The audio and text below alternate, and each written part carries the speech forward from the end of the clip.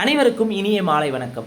Olympia IAS academy சார்பாக அப்கமிங்காக வரக்கூடிய எல்லா போட்டித் தேர்வுகளுக்கும், குறிப்பாக டிஎன்பிசி தேர்வாக நடத்தக்கூடிய அனைத்து போட்டித் தேர்வுகளுக்கும் பயன்பெறும் வகையில் டே ஷீட் ப்ரோக்ராம் வந்து பார்த்திங்கன்னா தொடங்கப்பட்டுள்ளது. இந்த டே ஷீட் ப்ரோக்ராமை பொறுத்தவரையும் தினசரியாக வந்து பார்த்திங்கன்னா அப்கமிங்காக வரக்கூடிய குரூப் 1லேருந்து குரூப் 4 வரைக்கும் பார்த்திங்கன்னா டே ஷீட் ப்ரோக்ராமில் டெய்லி ஒரு டாப்பிக்லேருந்து ஆஸ் பர் நியூ சிலபஸ் படி ஒவ்வொரு டாப்பிக்லேருந்தும் வந்து டே ஷீட் ப்ரோக்ராம் தரப்பட்டுள்ளது. இந்த டே ஷீட்னுடைய மிக முக்கியமான நோக்கம், ஒரு ரெண்டு பேஜஸ் இருக்கும். அந்த 2 பேஜஸில் எக்ஸாம் பாயிண்ட் ஆஃப்ல இருக்கக்கூடிய மிக முக்கியமான டாப்பிக்கை டெய்லி படிக்கும்போது ஒரு 100 டேஸ் அல்லது 200 டேஸ் நம்ம ஒவ்வொரு சப்ஜெக்டாக நம்ம தெளிவாக பார்க்கும்போது ஈஸியாக வந்து ரிமெம்பர் பண்ணுறதுக்கும் எக்ஸாம் பாயிண்ட் ஆஃபில் நல்லா ஸ்கோர் பண்ணுறதுக்கு ஒரு வாய்ப்பாக இருக்கும். அந்த வகையில் ஒலிம்பியா ஐஏஎஸ் அகாடமி சார்பாக இந்த டே ஷீட் ப்ரோக்ராம் தொடங்கப்பட்டுள்ளது. இந்த வாய்ப்பை சரியாக பயன்படுத்திக்காங்க.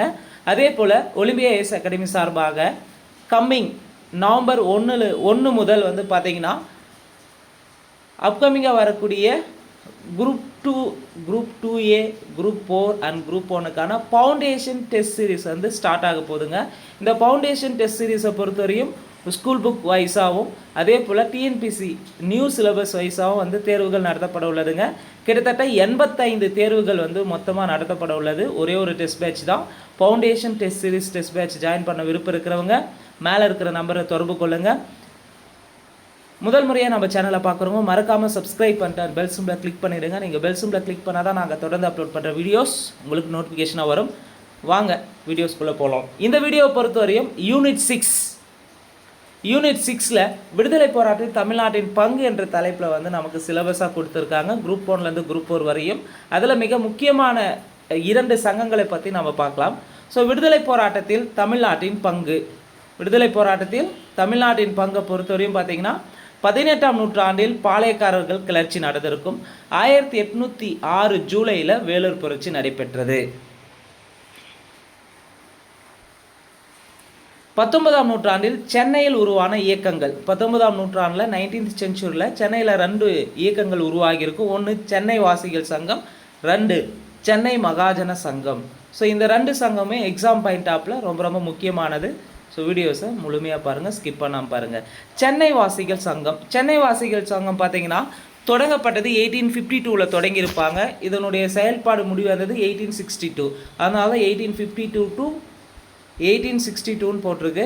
ஸோ சென்னை வாசிகள் சங்கம் 1852லேருந்து 1862 வரை செயல்பட்டிருக்கும். இதை ஷார்ட்டாக MNAன்னு சொல்லலாம், மெட்ராஸ் நேட்டிவ்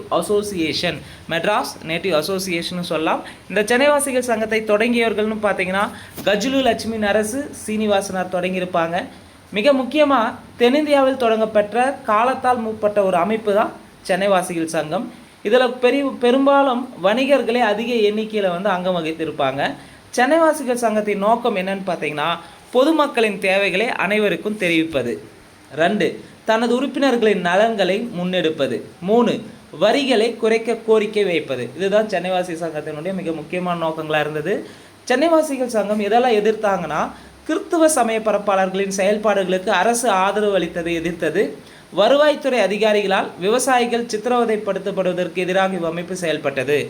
அதற்கு எதிராக சித்திரவதை ஆணையம் அமைச்சிருப்பாங்க 1854. இதை டார்ச்சர் கமிஷன்னு சொல்லலாம். சித்திரவதை ஆணையம் 1854, டார்ச்சர் கமிஷன்னு சொல்லலாம். சித்திரவதை முறைகள் மூலம் கட்டாய வரி வசூல் முறையை நியாயப்படுத்திய சித்திரவதை சட்டம் 1855 ஒழிச்சிருப்பாங்க. சித்திரவதை சட்டம் எப்போ ஒழிக்கப்பட்டது? 1855. 1855 சித்திரவதை ஆணையத்தினுடைய அறிக்கை சமர்ப்பிச்சிருப்பாங்க, சென்னையில் சமர்ப்பித்தாங்க. 1858 சித்திரவதை சட்டம் திரும்ப பெறப்பட்டது. ஸோ சித்திரவதை சட்டம் 1855 ஒழிக்கப்பட்டது. 1858 சித்திரவதை சட்டம் திரும்ப பெறப்பட்டது. சித்திரவதை ஆணையத்தினுடைய அறிக்கை வந்து சமர்ப்பிக்கப்பட்டது 1855. எங்கே அறிக்கை சமர்ப்பிச்சிருப்பாங்கன்னா சென்னையில். இந்த சங்கம் எப்போ செயலிழந்துக்குன்னா 1862 MNA செயலிழந்தது.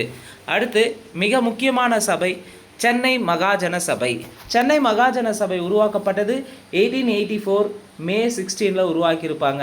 சென்னை மகாஜன சபை எப்போ உருவாக்குனாங்க? 1884 மே 16. தென்னிந்தியாவில் தெளிவான தேசிய நோக்கம் கொண்ட ஒரு அமைப்பு எதுன்னு பார்த்தீங்கன்னா சென்னை மகாஜன சபை தான். இதை உருவாக்கியவர்கள் யாருன்னு பார்த்தீங்கன்னா வீரராகவச்சாரி, பி அனந்தசார்லு, பி ரங்கையா மற்றும் சிலர் ஆகியோரால் உருவாக்கப்பட்டது. சென்னை மகாஜன சபையினுடைய முதல் தலைவராக பி ரங்கையா தேர்வு செய்யப்பட்டார். சென்னை மகாஜன சபையின் முதல் செயலாளர் பி அனந்தசார்லு தேர்வாகியிருப்பார். சென்னை மகாஜன சபையினுடைய மிக முக்கியமான நோக்கம் என்னன்னு பார்த்தீங்கன்னா, மக்களிடையே பல்வேறு பொது பிரச்சனைகள் குறித்த ஒருமித்த கருத்தை உருவாக்கி அதை அரசாங்கத்தின் மூலமாக மனுக்களின் மூலமாக தெரியப்படுத்துவது தான் சென்னை மகாஜன சங்கத்தினுடைய மிக முக்கிய நோக்கமாக இருந்தது. சென்னை மகாஜன சபையினுடைய கோரிக்கைகளை பார்த்தீங்கன்னா, குடிமை பணிகளுக்கான தேர்வு, அப்போ ஐசிஎஸ்னு சொல்லுவான், ஐசிஎஸ், இப்போ பார்த்திங்கன்னா ஐஏஎஸ் ஐபிஎஸ், அதை பார்த்திங்கன்னா இங்கிலாந்திலும் இந்தியாவிலும் ஒரே சமயத்தில் நடத்த வேண்டும் என்று கோரிக்கை வச்சுருப்பாங்க. 2, லண்டனில் உள்ள இந்திய கவுன்சிலை மூடுவது. 3, வரிகளை குறைப்பது. 4, இராணுவ குடியியல் நிர்வாக செலவுகளை குறைப்பது. இதுதான் பார்த்திங்கன்னா சென்னை மகாஜன சபையினுடைய மிக முக்கியமான கோரிக்கைகளாக இருந்தது. 1885 அதாவது 1885 உருவாக்கப்பட்ட இந்திய தேசிய காங்கிரஸ், ஐஎன்சி, இந்தியன் நேஷனல் காங்கிரஸின் கோரிக்கைகள் பார்த்திங்கன்னா ஒரு சமயத்தில் இவ்வமைப்பின் கோரிக்கைகளாகவே மாறிடும். அடுத்து தேசியவாத பத்திரிகைகளின் தொடக்கம். தேசியவாத பத்திரிகைகளின் தொடக்கத்தை பொறுத்தவரையும் மிக முக்கியமாக 1877 டி முத்துசாமி சென்னை உயர்நீதிமன்றத்தின் முதல் இந்திய நீதிபதியாக நியமிக்கப்பட்டார். இப்போ சென்னை உயர்நீதிமன்றத்தின் முதல் இந்திய நீதிபதி யார்? டி முத்துசாமி. எப்போ? 1877.